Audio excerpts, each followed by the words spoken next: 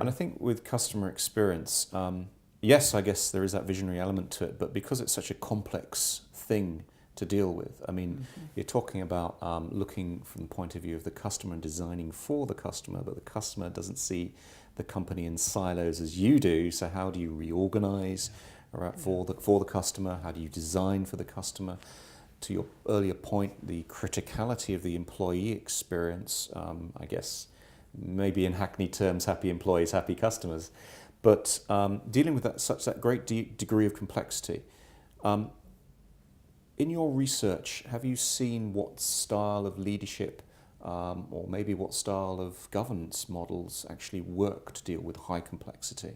Is it a question of, I think you said those 5 things, you have to be good at all those 5 things, or is there something else that helps in managing such a complex beast as customer experience? Well, one of our pieces of research looked at the question of people who are really, really good at strategic thinking, Okay. and people who were really good at what we've called execution, making it happen, getting it done, driving for results. And what was fascinating is if you find those executives who are at the 90th percentile or above on strategy, but they're not in the top quartile when it comes to execution. Mm-hmm. You know, 8% of those people will be among your top 10% leaders. If you flip that over and you say, let me find somebody who's really, really good at execution, but not so good in far-sighted thinking, seeing the big picture, seeing the industry, seeing the competitive economy and what's going on, there's about a 3% chance that person will be in the top 10%. But what's magic is finding a person who's in the top quartile on both of those. Yeah. And when that happens, then 89% of the people who are good at both will be among your top 10% leaders. So there is this important combination of being both good at execution and being visionary, far-sighted, seeing the big picture, seeing the long term. Now, what is it that leads people to do that particularly well? The people who are really, really good at leading change are good at several other what we've called companion kinds of competencies. They are good at planning and organizing.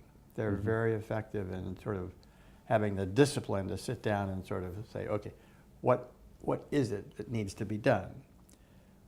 They tend to be viewed as being very honest. They have high integrity. They are seen as being ethical and walking the talk and doing what they say they're going to do.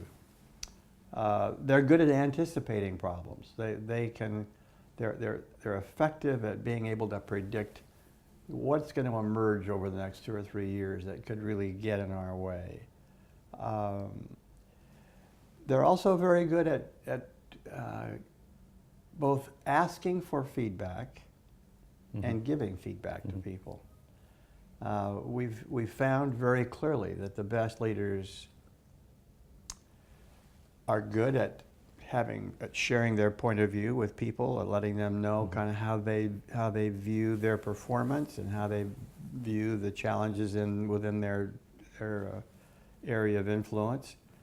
But they're also very willing to kind of, Steve, tell me what's your view over this of this problem I'm wrestling with, and what do you think about it? What ideas do you have?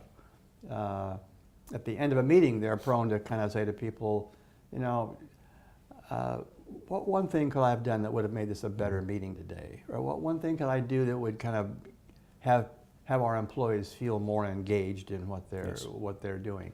It's that willingness to kind of reach out and kind of bring in other opinions and points of view.